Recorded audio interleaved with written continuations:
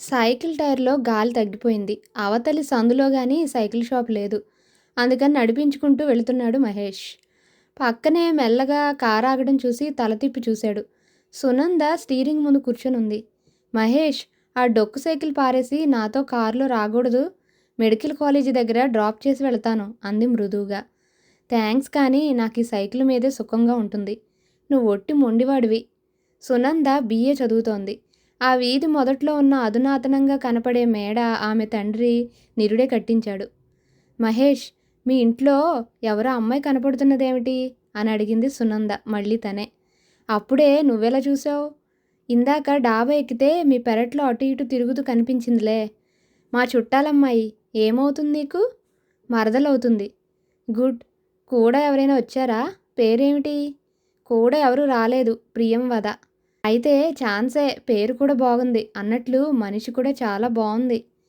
చివరి 2 వాక్యాలు బాగానే ఉన్నాయి, కానీ మొదటిదే బాగోలేదు. అస్సలు బాగోలేదు. అతను ముందుకు నడుస్తూ అన్నాడు. సారీ, కోపం వచ్చిందా అంది. కారు అతని పక్క నుంచి మెల్లిగా పోనిస్తూ. లేదులే అన్నాడు. కోపంలో నువ్వు అని ఏదో అనబోతూ హఠాత్తుగా పిల్లాడెవరో కారుకు అడ్డొచ్చేసరికి గట్టిగా హారన్ మ్రోగించింది. జాగ్రత్త, పరధ్యాసలో ఉండి డ్రైవ్ చేస్తే యాక్సిడెంట్లు అవుతాయి. సునంద కిలకిలమని నవ్వింది. నా చేతిలో స్టీరింగ్ ఉండగా యాక్సిడెంట్ అన్న ప్రశ్నే లేదు. ఇంచుమించు సందు చివరకు రాబోతున్నారు. వస్తా అన్నది సునంద. కారు ముందుకు దూకింది. ఆ సాయంత్రం ఫోటో స్టూడియో నుండి చాలా హడావిడిగా వచ్చాడు చంద్రం. మీ మరదలి పిల్లేది అన్నాడు. పెరట్లో పచారులు చేస్తుందేమో, లేకపోతే ఇంట్లో బోర్ కొట్టి అలా సందు చివరి దాకా వెళ్ళుండొచ్చు. ఏమిటంత హడావిడిగా ఉన్నావు? సారీ గురు, నిన్ను చూస్తే జాలేస్తోంది. ఏం? నిన్ను ఒంటరిగా విడిచి వెళ్ళిపోతున్నాను కాబట్టి. అదేమిటి? ఊళ్ళో టొబాకో మర్చెంట్స్ అంతా కలిసి నెల రోజులు కాశ్మీర్ ట్రిప్ వేయించుకున్నారు. ఈ టూర్లో వాళ్ళ విందులు, వినోదాలు, అడ్వెంచర్సు అన్నీ ఫోటోలు తీయడానికి మంచి ఫోటోగ్రాఫర్ కావాలట. మా ప్రొప్రైటర్ని అడిగితే ఆయనకు నా మీద ఉన్న సదభిప్రాయం చేత నన్ను ప్రపోజ్ చేశాడు. అంతేకాదు, ఓ గంటలో వాళ్ళంతా బయలుదేరిపోతున్నారు. నేను అర్జెంటుగా వెళ్ళి జాయిన్ అవ్వాలి. అంతా బాగానే ఉంది, కానీ నిన్నీ పరిస్థితుల్లో విడిచి వెళ్ళడమే బాధగా ఉంది. ఏ పరిస్థితుల్లో? ముక్కు మొహం తెలియని మరదల పిల్ల దగ్గర నిన్ను విడిచి వెళ్ళడం. పోలీస్ వ్యవహారం. సమయానికి నేను కూడా ఉండను. చిక్కుల్లో పడతావని చూస్తున్నా.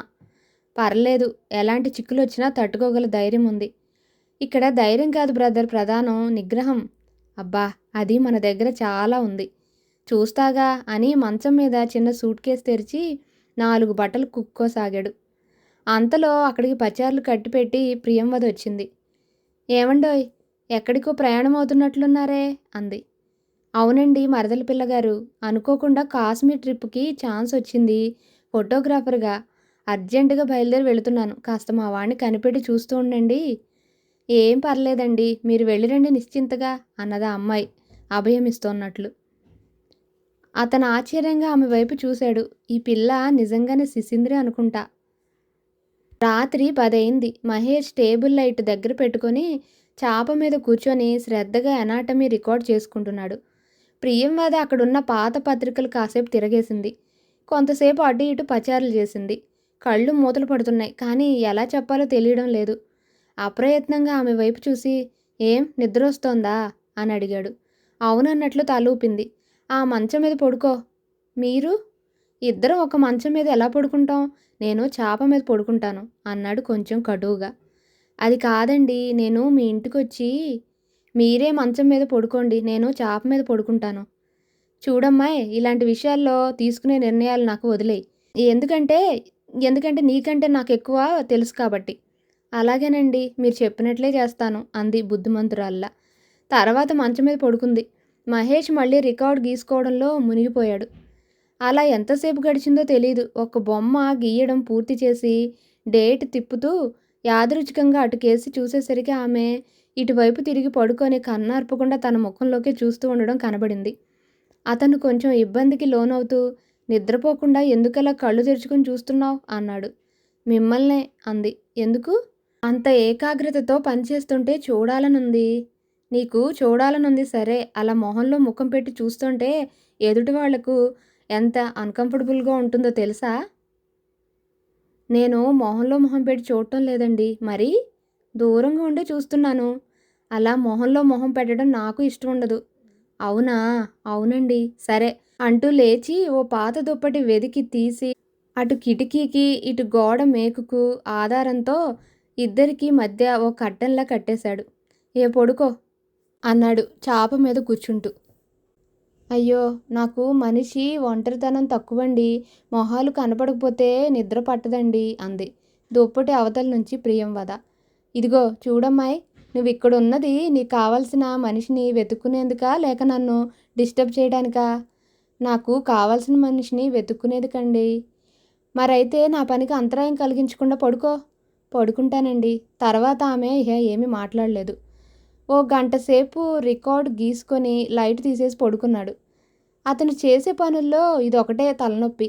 గంటలకు గంటలు రికార్డులు గీసుకుంటూ కూర్చోవడం. అందులో అతనికి బొమ్మలు గీయడం సరిగ్గా చేత కాదు. గీస్తూ చెరిపేస్తూ నానా హైరాణ పడుతూ ఉంటాడు. ఆ గదిలో ఇంకో మనిషి ఉన్న ధ్యాసే లేనట్లు 5 నిమిషాల్లో గాఢ నిద్రలో మునిగిపోయాడు.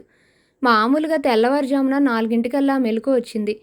లైట్ వేస్తే ఆమెకు నిద్రాభంగం కలుగుతుందని టేబుల్ లైట్ వేసుకున్నాడు. ఇద్దరికీ మధ్య కట్టంలా కట్టిన దుప్పటి ఎప్పుడు ఊడిపోయిందో గానీ నేల మీద పడిపోయింది. అప్రయత్నంగా ఆమె వైపు చూశాడు. ఇక్కడికి వచ్చినప్పట్లా ఫ్రాకుల్లో కాకుండా పరికిణి ఓణి వేసుకుని ఉంది.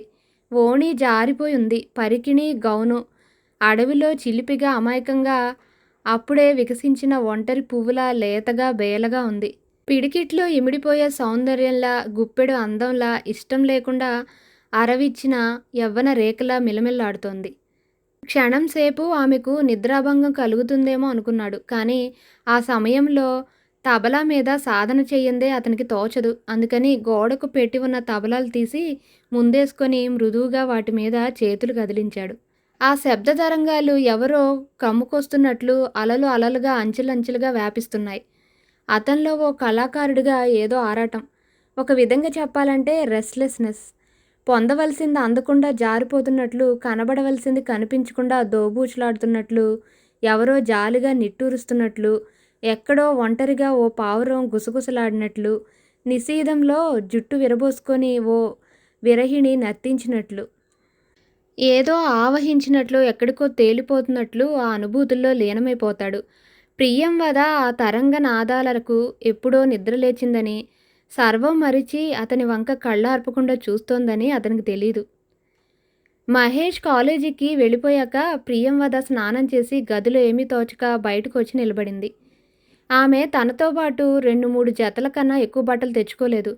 ఈ పూట అతన్ని అడిగి ఇస్త్రీకి వేయాలనుకుంది. తనతో పాటు తెచ్చుకున్న పంజాబీ డ్రెస్ వేసుకుంది. ఆ ఇంటికి కొంచెం దూరంలో ఉన్న మేడలోంచి ఓ కారు బయటకు వచ్చింది. అక్కడి నుంచి మెల్లగా దాటి ప్రియంవద నిలబడ్డ చోటుకొచ్చి ఆగింది. మహేష్ వెళ్ళిపోయాడా అని అడిగింది. డ్రైవింగ్ సీట్లో ఉన్న సునంద. వెళ్ళిపోయారండి. అయ్యో అనుకుంది సునంద. డ్రెస్ చేసుకునేసరికి ఆలస్యమైపోయింది అన్నది నొచ్చుకున్నట్లుగా. అంతేనండి, ఆడపిల్లలు డ్రెస్ చేసుకునేసరికి కొన్ని ముఖ్యమైన పనులు మిస్ అయిపోతుంటాయి. సునంద ఆ అమ్మాయి వంక ఆశ్చర్యంగా చూసింది. నీ పేరు ప్రియంవద కదూ అంది. అవునండి, బహుశా మా బావ చెప్పుంటాడు మీకు. సునంద కారు దిగి ఆ అమ్మాయి దగ్గరకు వచ్చింది. ఒక్కదానివే వచ్చావే, పెద్దవాళ్ళెవరూ లేకుండా అంది. మా బావ చెప్పలేదా అండి? లేదే. నేను ఓ అబ్బాయిని ప్రేమించానండి. మా ఇంట్లో వాళ్ళు ఇష్టపడకపోతే పారిపోయి వచ్చేసానండి. బంగారం లాంటి బావను పెట్టుకొని ఇంకో అబ్బాయిని ప్రేమించిందా? ఆ అబ్బాయి ఇంతకంటే బంగారంలో ఉంటాడేమో అనుకుంది సునంద. లోపలికి రండి, నిల్చొని మాట్లాడుతున్నారేం? దాదాపు కొన్ని నెలలుగా మహేష్ పరిచయమైనా ఆ గదిలోకి ఎప్పుడూ అడుగు పెట్టలేదు సునంద. కూర్చోండి అన్నది ప్రియంవద. ఎక్కడ కూర్చోను అన్నట్లు చూసింది సునంద. ఆ కుర్చీలో కూర్చోండి. కుర్చీ కాళ్ళు కదిలి ఉంటుందా ఊడుతుందా అన్నట్లుంది. సునంద ఓసారి కదిపి చూసి తృప్తిపడి దానిలో కూర్చుంది. ప్రియంవద మంచం మీద కూర్చుంది. నువ్విక్కడ ఉన్నావని మీ ఇంట్లో తెలుసా? తెలీదండి. అమ్మో, తెలిస్తే నన్ను లాక్కెళ్ళిపోరు. అవును, నువ్వు ఇక్కడికే రావడానికి కారణమేమిటి? మా బావకు నేనంటే ఇష్టమండి. అందుకని నా మొర ఆలకించి ఆదరిస్తాడని. మీ బావకు నువ్వంటే ఇష్టమా? ఎలాంటి ఇష్టం? అది నాకు చెప్పడం తెలీదండి. కానీ చాలా ఇష్టం. అది సరే, గది ఒకటే ఉన్నట్లుంది. పాపం ఇక్కడ నీకు చాలా ఇబ్బందిగా ఉండుంటుంది. ఇబ్బందేం లేదండి, సుఖంగానే ఉంది. సుఖంగానే ఉందా? అంటే ఎలాంటి సుఖం? ఎలాంటి సుఖం అంటే అది నేను సరిగ్గా చెప్పలేను గానీ, ఇబ్బందేమీ లేకుండా బాగానే ఉందండి. నువ్వు స్నానం అది బాత్రూమ్ ఉంది కదండీ! బట్టలు అవి కట్టుకోవడం ఇక్కడేనండి. ఇంకెక్కడ కట్టుకుంటానండి? మరి మీ బావ గదిలో ఉంటాడుగా. ఉంటే ఏవండీ పుస్తకాల్లో మునిగిపోయి ఉంటాడండి. తలెత్తి చూడడు. ఒకవేళ మధ్యలో తలెత్తి చూస్తే పాపం ఏమీ అనుకోడండి. అతను అనుకోవడం గురించి కాదు నేననేది. నువ్వు అనుకోవడం గురించి. నువ్వు ఆడపిల్లవు కదా! అయితే అయ్యానులేండి. ఆడపిల్లయితే నాకలాంటి గొప్పేమీ లేదు. నేను ఏమీ అనుకోను. అదే ఎందుకని? ఎందుకనో మరి నాకలా కోపం తెప్పించుకోవాలని అనిపించదు. సునంద ముఖం పాలిపోయింది. ప్రయత్నం మీద నిట్టూర్పు అణుచుకుంది. అదేమిటండి అలా అయిపోయారు? అలా మీ గుప్పిళ్ళు బిగుసుకుంటున్నాయేమిటి? ఏమీ లేదు. ఏమీ లేకపోవడమేమిటండి? మీ కాలితో టేబుల్ లెగ్‌ని గట్టిగా తొక్కేస్తున్నారు. పాపం టేబుల్ అసలే వీక్‌గా ఉందండి. మీ ఇద్దరూ కలిసి చెప్పండి ఆగిపోయారేం? ఇద్దరూ కలిసి కాఫీ, మీల్స్ అవన్నీ ఎక్కడ చేస్తారు? కాఫీ నేనే కాస్తున్నానండి. Meals carrier తెప్పించుకుంటామండి. అది సరే రాత్రుళ్ళు కూడా మీల్స్ అలానే చేస్తామండి. నేననేది మీల్స్ గురించి కాదు. మరేమిటండి? బట్టలు మార్చుకోవడం గురించా? ఇందాక చెప్పాను కదండీ! అతను పుస్తకాల్లో తలదూర్చడం, నేను డ్రెస్ మార్చడం. అబ్బా! అది కాదు నేనడిగేది. నిద్ర, పడుకోవడం అదా అండి? అంది తేలిగ్గా ప్రియంవద. నేను పైన పడుకుంటాను. అతను కింద పడుకుంటాడండి. వాట్? ఆమె నుదుటి మీద చెమటలు పడుతున్నాయి. అవునండి. నేను మంచం మీద పడుకుంటాను. అతను చాప మీద పడుకుంటాడండి. అదా! సునంద పమిట చెంగుతో నుదురు తుడుచుకుంది. ఓ విషయం చెప్పనా అండి? అంది ప్రియంవద. సునంద ప్రశ్నార్థకంగా చూసింది. మీరు చాలా అందంగా ఉంటారండి. నీకన్నానా? అది నాకు తెలీదు గానీ మీరు మాత్రం చాలా అందంగానే ఉంటారండి. ఏమండి మీరేమీ అనుకోకపోతే ఒకసారి ముద్దు పెట్టుకుంటానండి. సునంద తెల్లబోయి ఏదో జవాబు చెప్పబోయే లోపల ప్రియంవద చప్పున ముందుకు వంగి ఆమె బుగ్గ మీద ముద్దు పెట్టుకుంది. బావుందండి. ఏమిటి? ముద్దండి. సునంద నవ్వకుండా ఉండలేకపోయింది. You naughty! సాయంత్రం మహేష్ ఇంటికొచ్చేసరికి గదంతా మారిపోయినట్లు కనిపించింది. చిందరవందరగా పడి ఉన్నట్లు కనిపించే వస్తువులన్నీ తీర్చిదిద్దినట్లు సర్దున్నాయి. బయట ఖాళీ ప్రదేశంలో ఓ తీగకు అతని డ్రాయర్లు, బనీళ్లతో పాటు ఆమె పరికిణి, గౌన్లు, ఫ్రాకులు ఉతికి ఆరేయబడి ఉన్నాయి. ఇవన్నీ ఎవరు చేశారు అని అడిగాడు ఆశ్చర్యంగా. నేనే అంది ప్రియంవద. బట్టలు కూడా నువ్వే ఉతికావా? ఏం ఉతికితే? అది కాదు నువ్వు బయట అమ్మాయివి. ఇలాంటి పనులు చేస్తే నాకు సిగ్గుగా ఉండదా? ఎందుకు సిగ్గు? నేను బయట అమ్మాయిని కాదు, మరదల పిల్లను. అతను ఉలిక్కిపడి ఆ ముఖంలోకి చూశాడు. ఆ కళ్ళల్లో ఎప్పుడూ తొణికిసలాడే చిలిపి జీరతో పాటు కొత్తగా కనిపించిన బాధ్యత అతన్ని విస్మయపరిచింది. మరదలు పిల్ల బయట వాళ్ళ కోసం కానీ మన కోసం కాదు. నాకు తెలుసు అన్నది మెల్లగా. ఒక వేషం వేసుకున్నప్పుడు ఆ పాత్ర తాలూకు ప్రభావం పాత్రధారి మీద పడుతూ ఉంటుంది. అతనేమీ జవాబు చెప్పలేకపోయాడు. టేబుల్ మీద నీట్గా సర్ది ఉన్న ఎనాటమీ రికార్డును చూసి సీనియర్ అవార్డు రేపో ఎల్లుండో ఇచ్చేయాలి. అతను తొందరపడుతున్నాడు. ఈ రాత్రికి నైట్ అవుట్ చేసైనా సరే రికార్డు పూర్తి చేయాలనుకుంటూ యథాలాపంగా రికార్డు బుక్ చేతిలోకి తీసుకొని పేజీలు తిరగేస్తూ నివ్వెరపోయాడు. అందులో బొమ్మలు చాలా వరకు గీయబడి ఉన్నాయి. అవసరాన్ని బట్టి ఉపయోగించే రంగులతో, స్కెచ్ పెన్సిళ్లతో స్పష్టంగా చాలా అందంగా గీయబడి ఉన్నాయి. ఎవరు ఈ పని చేసింది? అన్నాడు కోపంగా. నేనే. ఏ తప్పు చేశానా? రికార్డు వేయడం అంటే కేవలం బొమ్మలు అందంగా వేయడం కాదు. ఎనాటమీలో బోలెడు మసిల్స్, ఆర్టరీస్, నర్వ్స్ అన్నీ ఉంటాయి. వాటి రిలేషన్స్ ఏమాత్రం తప్పు లేకుండా వేసి పేర్లు కరెక్ట్గా రాయాలి. తప్పు లేకుండా వేయడానికి ప్రయత్నించానండి. అయినా ఒకసారి చూడండి. అతను ఆమె వేసిన బొమ్మలన్నీ క్షుణ్ణంగా పరిశీలించాడు. ఆశ్చర్యం. ఎక్కడా ఒక్క పొరపాటు కూడా లేదు. ఎంతో అనుభవం ఉన్నవారు వేసినట్లు చాలా పొందికగా, తూచా తప్పకుండా ఉన్నాయి. చిలిపిగా, అల్లరిగా కనిపించే ఈమెలో ఎంత జీనియస్నెస్ ఉంది అనుకుంటూ కంగ్రాట్స్ అన్నాడు. అమ్మయ్య ఎక్కడ తిడతారో అని హడలిపోతున్నానండి అన్నది ప్రియంవద తేలిగ్గా ఊపిరి తీసుకుంటూ. ఏం చదువుకున్నావు అని అడిగాడు కుతూహలం అణుచుకోలేక. పెద్దగా ఏమీ చదువుకోలేదండి. ఇదిగో చూడు నిన్నేమని పిలవాలో తెలియడం లేదు. ప్రియా అని పిలవండి. అలా పిలిస్తే ఎలాగో ఉంటుంది. పర్వాలేదులేండి. ఒట్టి పేరే కదండి. సరే ప్రియా, అది అలా పిలవాలండి. ఇప్పుడేం చేయనా అని ఆలోచిస్తున్నాను. దేని గురించండి? ఆంజనేయుల్ని వెతకడం గురించి. మా కుట్టి గురించా? అవునన్నట్లు తలూపాడు. ఏముందండి, సినిమాల్లో చూపిస్తుంటారు కదండీ, చెట్టులు, పుట్టలు, కొండలు, అడవులు. ఈ ఊళ్ళో కొండలు, అడవులు లేవుగా.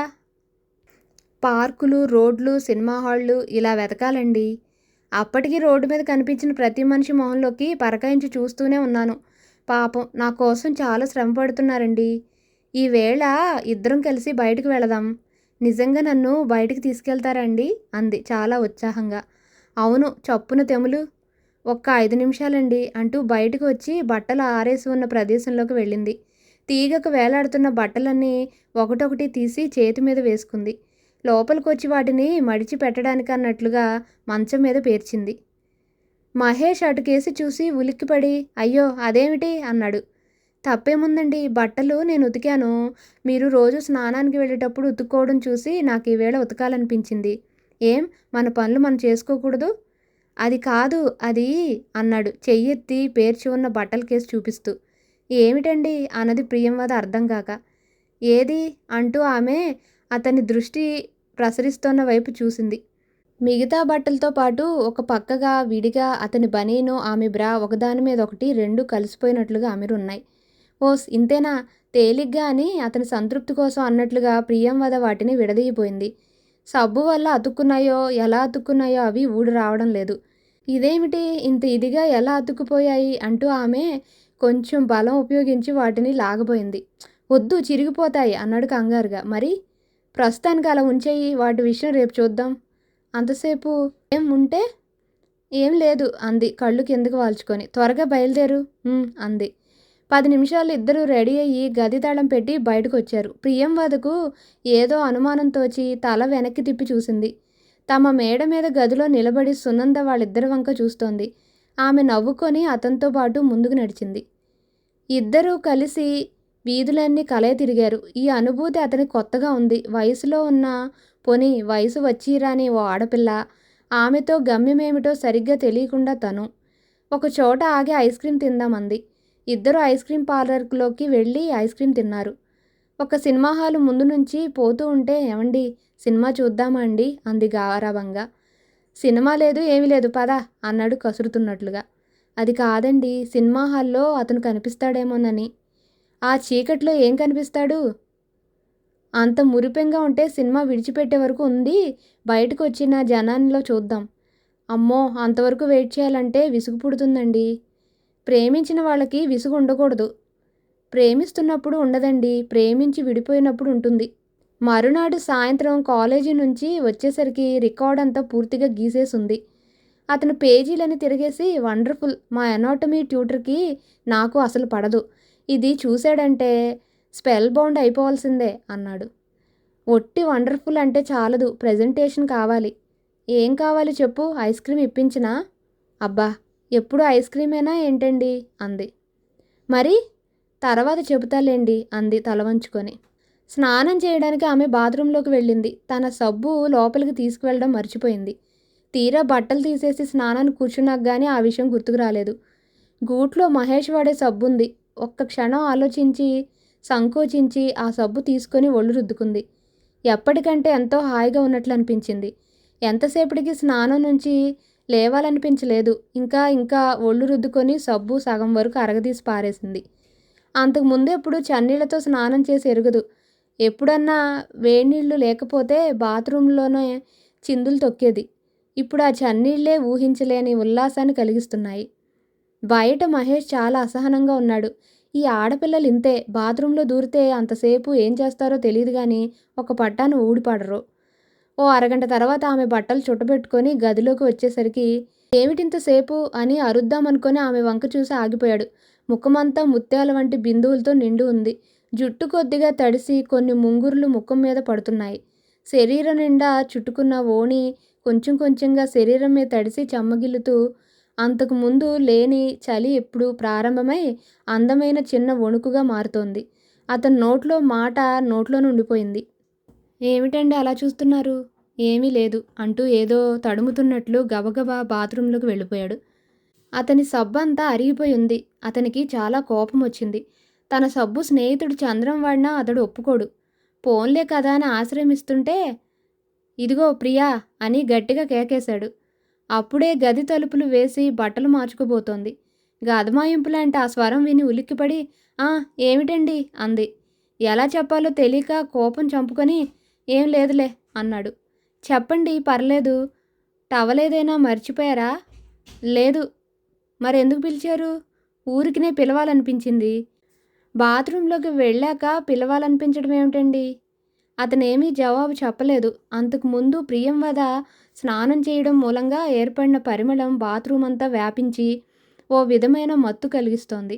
అప్రయత్నంగా కోపాన్ని మరిచి అతని చెయ్యి ముందుకు కదిలి సబ్బును తాకింది. ఆ తర్వాత ఆ సబ్బు నురగలు ఒళ్ళంతా ప్రవహిస్తుంటే ఇదివరకెన్నడూ అనుభవంలో లేని సుఖం ఆవరించసాగింది. టైం తెలియలేదు. నన్నన్నారు, మీరెంతసేపు చేశారో తెలుసా? అందామె అతను బయటకొచ్చాక. నేనా? 5 నిమిషాల కన్నా ఎక్కువసేపు లేనే అంటుండగా టేబుల్ మీద వాచి చేత్తో పట్టుకొని అతని కళ్ళ ముందు ఉంచింది. ఏమిటి 40 నిమిషాలకు పైగా అయిందా? అన్నాడతను ఆశ్చర్యంగా. కొన్ని పనులు ఆడపిల్లలు చేస్తే బావుంటుంది కానీ మగవాళ్ళు చేస్తే బావుండదు. ఎలాంటివి? బాత్రూంలో దూరి ఎక్కువసేపు కూర్చోవటం లాంటివి. ఇలాంటివంటే ఇంకేమిటి? బోలెడున్నాయి. తర్వాత చెప్తాలేండి. తర్వాత చెప్తే లిస్టులో ఒక్కొక్కటి పెరుగుతోంది. ఒక మగ ఆడ కలిసి ఉంటే లిస్టులో అలాంటివి పెరగవండి మీ పిచ్చిగాని. అతనికి ఉడుకుమొత్తనం వచ్చింది. కోపమూ వచ్చింది. ఏదో అందామని ఆ ముఖంలోకి చూసి ఆగిపోయాడు. ఆమె ఫ్రాక్ వేసుకొని ఉంది. కాళ్లకు స్లిప్పర్లు. తల ఎప్పుడు దూకుందో గాని 2 జడలుగా విడదీసింది. అప్పుడే విరసిన గులాబీలా ఉంది. ఏమిటలా చూస్తున్నారు? అని అడిగింది తెల్లబోయి. నీలో కనిపించే అనబోయి ఆంజనేయులు గుర్తుకొచ్చి తప్పు అనుకుంటూ ఊరుకున్నాడు. ఆ రాత్రి మహేష్ 12 గంటల దాకా ఎనాటమీ, ఆస్టియాలజీ చదువుకొని కళ్ళు మూతలు పడుతుంటే చేతిలో ఉన్న స్కల్ని మంచం అంచున యథాలాపంగా ఉంచి చాప మీద పడుకున్నాడు. అలసిపోయి ఉన్నాడేమో. చాప మీద శరీరం వాల్చగానే ఆదమరచి నిద్ర పట్టేసింది. ఓ రాత్రి వేళ ప్రియంవదకు మెలకు వచ్చింది. ఇటు నుంచి అటు సర్దుకొని పడుకుంటుంటే కాలికి ఏదో తగిలినట్టయి కళ్ళు చిట్లించి చూసింది. వెంటనే గుండె గుబేల్మన్నట్లయింది. ఆ డిమ్ లైట్ వెలుగులో మంచం అంచున ఏదో ఆకారం కూర్చొని కళ్ళల్లో నీలం రంగు కాంతులీనుతుండగా తన ముఖంలోకి చూస్తున్నట్లు అనిపించింది. ఆమెకు ఒళ్ళంతా చెమటలు పట్టింది. పెదవులు తడి ఆరిపోయినట్లయింది. ఎలాగో శక్తినంతా కూడదీసుకొని క్రిందికి ఒక్క దొర్లు దొర్లింది పెద్ద కేక వేస్తూ. ఏమిటి?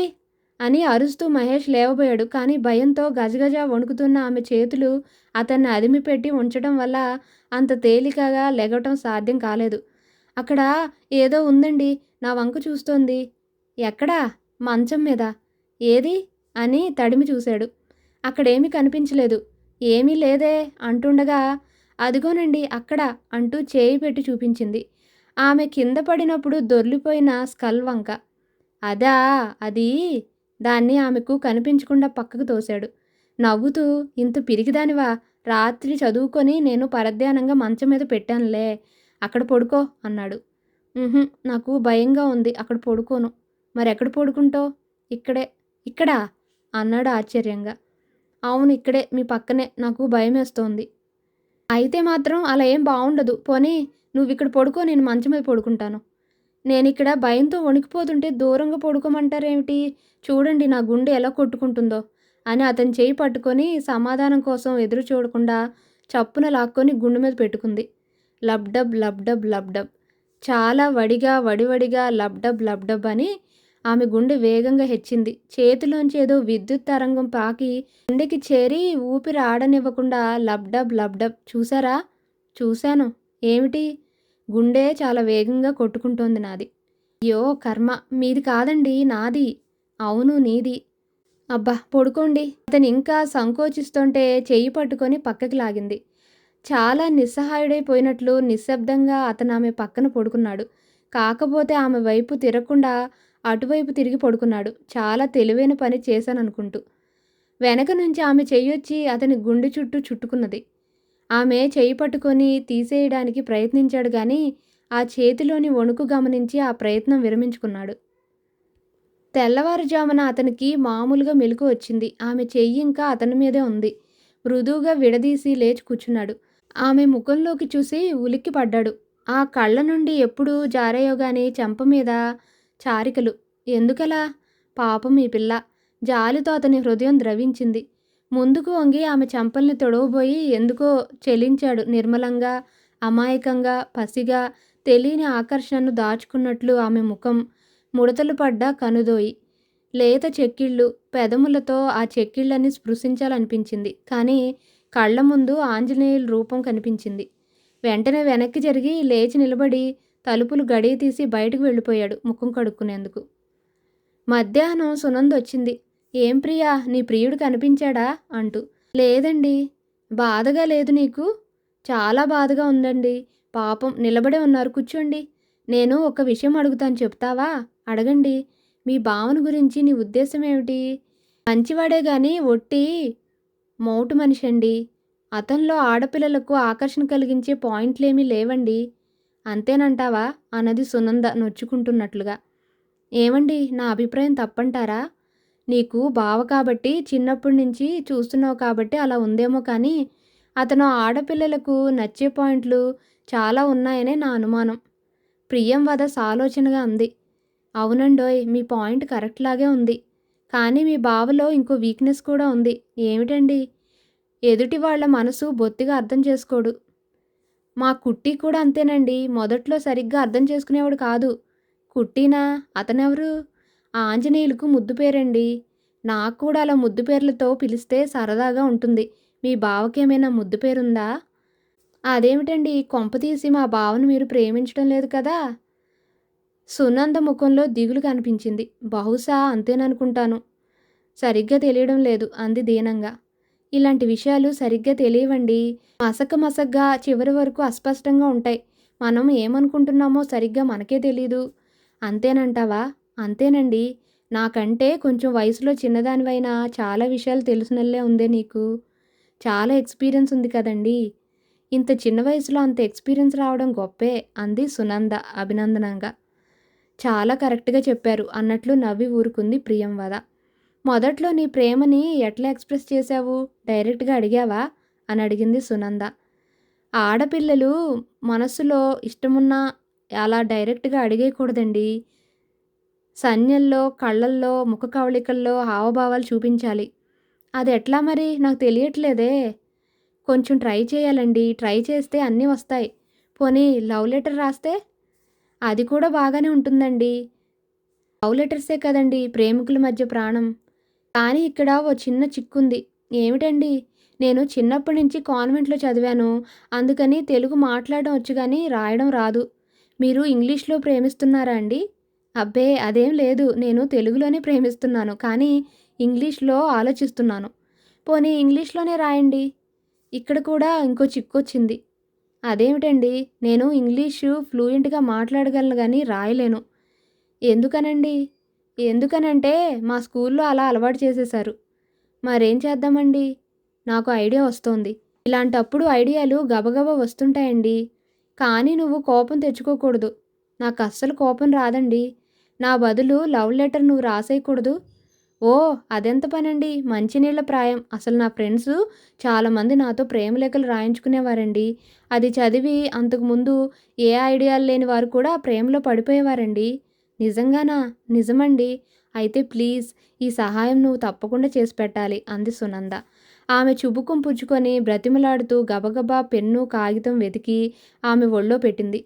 ఈ ప్రేమలేఖలున్నాయి చూసారా? మనిషికో చరిత్రలా ఎప్పటికప్పుడు ఓ నూతనత్వం ఊరుతుంటుందండి. అవునా అంది సునంద ఉవ్విళ్ళూరుతూ. అవునండి, మరి రాసేయ్. అమ్మా, అది అంత తేలిగ్గా కుదరదండి. మంచి ప్రేమలేఖ రాయాలంటే మూడుండాలండి. పక్కన మనుషులుండకూడదు. ఏకాంతంగా ఉండాలి. వాతావరణం ప్రశాంతంగా ఉండాలి. చల్లని పిల్లగాలులు, ఒక్కోసారి వెన్నెట్లో. అమ్మమ్మ, అసలు కుదరదండి. అనుకున్న ఎఫెక్ట్ రాకపోతే ఒక్కోసారి రివర్స్ కొడుతుందండి. సునంద కంగారు పడుతూ అలా వద్దు, కొంచెం ఆలస్యమైనా పకడ్బందీగా రాయి అంది. అందులో ఈ ప్రేమ వ్యవహారాల్లోనండి తొందర ఉండకూడదండి. ఓర్పు, నిరీక్షణ అవసరమండి.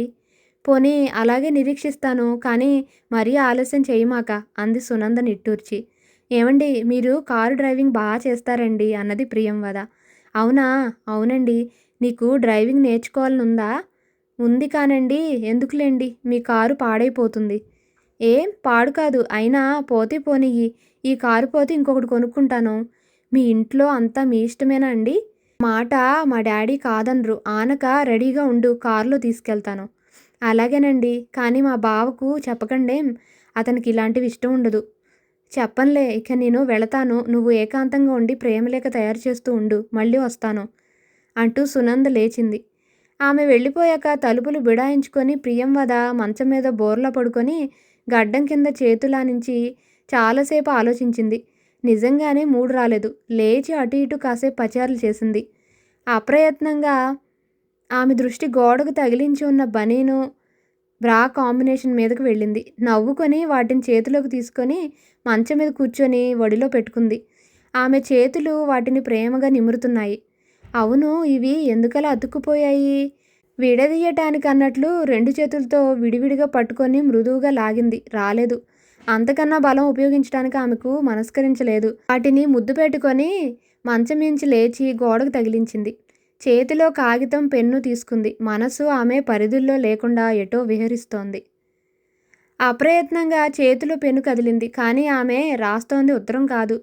ఆమె చేతివేళ్లు చిత్రంగా కదులుతూ ఓ రూపాన్ని చిత్రిస్తున్నాయి. మనోకుహరంలో ఏవో ధ్వని తరంగాలు. రూపం తయారైంది. ఆమె తెలివి తెచ్చుకొని అరే అనుకుంది ఆశ్చర్యంగా. అసలండి మన మనస్సులో ఏముంటుందో మనకే తెలియదండి అని తాను సునందతో అన్న మాటలు చెవుల్లో ప్రతిధ్వనిస్తున్నాయి. తాను రాసింది ఉత్తరం కాదు, తాను గీసింది బొమ్మ. ఆ కాగితం మీద తయారైంది మహేష్ రూపం. అనుకోకుండా అప్రయత్నంగా ఎంత అందమైన చిత్రం తయారైంది. మహేష్ అంది. నువ్వెవరివో ఇలా నిన్ను కలుసుకోవడం. ముఖం ముందుకు వంచింది. పెదవులు అతని పెదవుల్ని కలుసుకోబోతున్నాయి. తలుపు చప్పుడైంది. ఉలిక్కిపడి లేచి తలుపు తీసింది. మహేష్ లోపలికొస్తూ ఈవేళ కాలేజీ ఎర్లీగా అయిపోయింది. ఏమిటది చేతిలోని కాగితం అన్నాడు. అప్పుడు చూసుకుంది ఇంకా చేతిలోనే ఉన్న విషయం. ఉలిక్కిపడి అంది. ఆంజనేయులు బొమ్మ? అవునన్నట్లు తలూపింది. ఏది చూడనియ్యి అంటూ చేయి చాచాడు.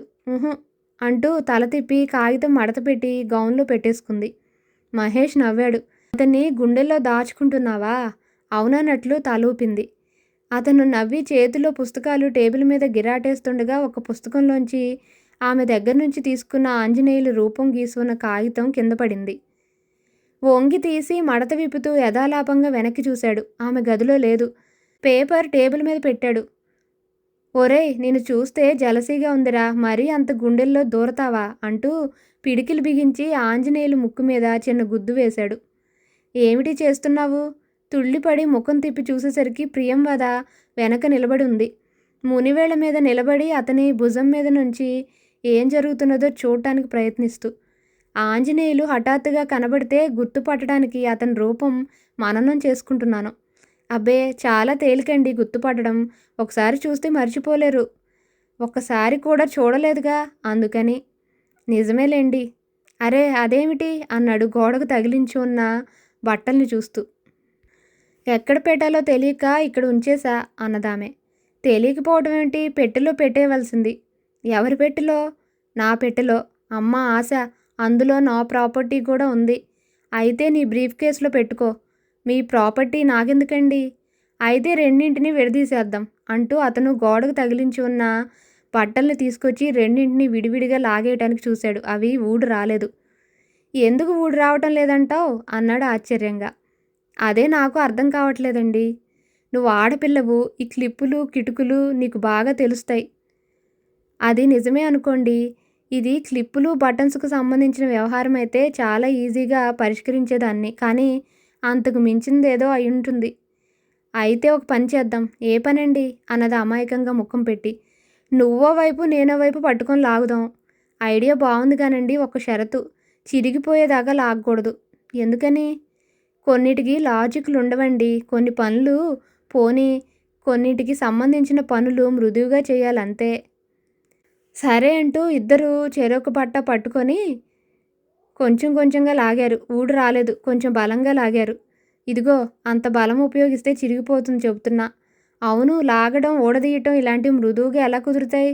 పూర్తిగా మోటుగా కాకపోయినా కొంతైనా బలం ఉపయోగించకుండా కుదిరించుకోవాలి అంతే. అయితే నువ్వు ఇటువైపు పట్టుకో, నేను అటువైపు పట్టుకుంటా. ఆ! అలా అన్నారు బావుంది అని అతని కొస తాను అందుకొని తన కొస అతనికి అందించింది. ఏమిటిది నేను చేసిన పని అనుకుంటూ అప్రయత్నంగా ఆ ముఖంలోకి చూశాడు. కాటుక పెట్టుకున్నట్టు నల్లగా మెరిసే ఆ కళ్ళు అతని చూపుల్లో కలిసి క్షణంసేపు రెపరెపలాడాయి. మీరు విడదీయమంటుంటే కలుపుతున్నారేమిటి? కలుపుతున్నానా అంటూ కంగారు పడుతూ చూపుల్లో చూపు కలుపుతున్నారు. కలపటం లేదు, చూస్తున్నాను. పోనీ మీకు చెయ్యమని ఓ పని అప్పగిస్తే ఎందుకలా చూస్తున్నారు? నేను నువ్వు సరిగ్గా లాగుతున్నావో లేదో అని చూస్తున్నాను. నేను సరిగ్గా లాగుతున్నానో లేదో అక్కడ చూస్తే తెలుస్తుంది గానీ, ఇక్కడ చూస్తే తెలుస్తుందా? అవును, నేనేమిటిలా ముద్దబ్బాయిలా సమాధానం చెప్పాను అనుకున్నాడు బాధగా. తనకు ఆశ్రయం ఇస్తున్నాను. చాలా పెద్ద మనిషిలా ప్రవర్తించాలి. నా గురించి, నా బుద్ధిమందతాన్ని గురించి నువ్వు అపార్థం చేసుకోకూడదు. ఎదురుగా గోడకి అతను షేవింగ్ చేసుకునేందుకు, తల దువ్వుకునేందుకు ఉపయోగించే చిన్న సైజు మిర్రర్ ఉంది. అనుకోకుండా అటుకేసి తల తిప్పి అద్దంలో తన ముఖం కనిపించి ఉలిక్కిపడ్డాడు. నూనూగు మీసాలు, కళ్ళ మీదకు ఉరుకుతోన్న ఒత్తైన క్రాఫ్, లేతగా మెరిసే చెంపలు. మెడిసిన్ ఫస్టే చదువుతున్నావు. గట్టిగా చూస్తే 18 ఏళ్ళు నిండుండవు. నువ్వు పెద్ద మనిషివా అని ఆ ప్రతిబింబం నవ్వినట్లంది. ఏమిటి లాగడం మానేసి అద్దంలోకి మీలో మీరు చూసుకుంటున్నారు? మీకు ఇతరుల మొహాల్లోకే లేక మీ మొహంలోకో చూసుకోవడం తప్పితే వేరే పని లేనట్లుందే. అవునవును, మనం ఈ కాంబినేషన్ విడదీసే ప్రయత్నంలో ఉన్నాం కదూ. నువ్వన్నట్టు నేను ఇటు లాగుతున్నా గానీ పట్టు అన్నాడే కానీ అతని చేతులు పనిచేయలేకపోతున్నాయి. మళ్ళీ అనుకోకుండా ఆమె ముఖంలోకి చూశాడు. ఆ ముఖంలోని నవ్వు చూసి అతని చేతులు మరింత చచ్చుబడిపోయినట్లు అయిపోయాయి. ఏమండి, నాకు ఐడియా వచ్చింది అంది ప్రియంవద. ఇందాకటి నుంచి కొంచెం అన్యమనస్కంగా ఉన్నాడు. ఏమిటి అన్నాడు. ఊళ్ళో ఎగ్జిబిషన్ ఉంది కదా. అవును, ఆంజనేయులు ఇలాంటి చోట్లకు ఎక్కువ వస్తాడండి. రోడ్ల మీద, సినిమా హాల్స్లో కన్నా ఎగ్జిబిషన్లో అయితే అతను కనిపించడానికి ఎక్కువ అవకాశం ఉంది. నిజమే అనుకుంటూ ఆమె ముఖంలోకి చూశాడు. ఆమె కళ్ళల్లో ఏదో బాధ కనిపించింది. పాపం అనుకున్నాడు. తన విద్యుక్త ధర్మం ఎక్కువగా నెరవేర్చడం లేదు. మనసులో అతని కోసం ఎంత కలవరపడుతోందో అని విచారించాడు. మళ్ళీ ఎక్కువసేపు చూస్తే కళ్ళల్లోకి చూస్తున్నా అంటుందనుకొని చూపు మరల్చుకున్నాడు. గుడ్, అలాగే వెళదాం అన్నాడు హుందాగా. ఓ అరగంటలో ఇద్దరూ డ్రెస్ చేసుకుని ఎగ్జిబిషన్కి వెళ్లారు. చీకటి పడిపోయింది. కానీ ఎగ్జిబిషన్ రకరకాల విద్యుత్ అలంకరణలతో వెలిగిపోతుంది. ఎన్నో వైవిధ్యాలతో ఉన్న స్టాల్స్, ఎంటర్టైన్మెంట్స్, హడావిడిగా అన్నీ చూసుకుంటూ, కొంటూ, తినుబండారాలు తింటూ నడిచే స్త్రీ పురుషులు, పిల్లలు, బోలెడు జనం రద్దీగా ఉందది. వాటి మధ్య నుంచి పావుగంటకోసారి దూసుకుపోతున్న చిన్న సైజు రైలు బండి. నా చెయ్యి పట్టుకోండి, తప్పిపోతానేమో అన్నది. ప్రియంవద ఈవేళ పంజాబీ డ్రెస్ వేసుకొని ఉంది. ఎవరైనా పంజాబీ డ్రెస్ వేసుకుంటే అతనికి ఎలర్జీ. కానీ ప్రియంవదకు ఎంతో నప్పినట్లుగా, అమిరినట్లుగా ఉంది. ఏం తప్పిపోవు. ఒకవేళ అలా జరిగితే మైక్లో అనౌన్స్మెంట్ ఇప్పిస్తాలే అన్నాడు. అంతవరకు ఎందుకండి అని ఆమె అతని చెయ్యి పట్టుకుంది. కానియ్యి అంటూ ఊరుకున్నాడు. ఆమె ఒక్కొక్క స్టాల్ చూసుకుంటూ నడుస్తోంది. అతను మనుషుల ముఖాలన్నీ గాలించి పారేస్తున్నాడు. మధ్యలో ఐస్ క్రీం పార్లర్ దగ్గర ఆగి ఐస్ క్రీం తిన్నారు. ఏమబ్బాయ్, బాగున్నావా అన్న గొంతు వినిపించి తల తిప్పి చూశాడు. తమ ఊరివాడే, పక్కన భార్య కూడా ఉంది. ఇద్దరి చేతుల్లో బోలెడు ప్యాకెట్లున్నాయి. మహేష్ తల ఊపాడు. బాగా చదువుతున్నావా?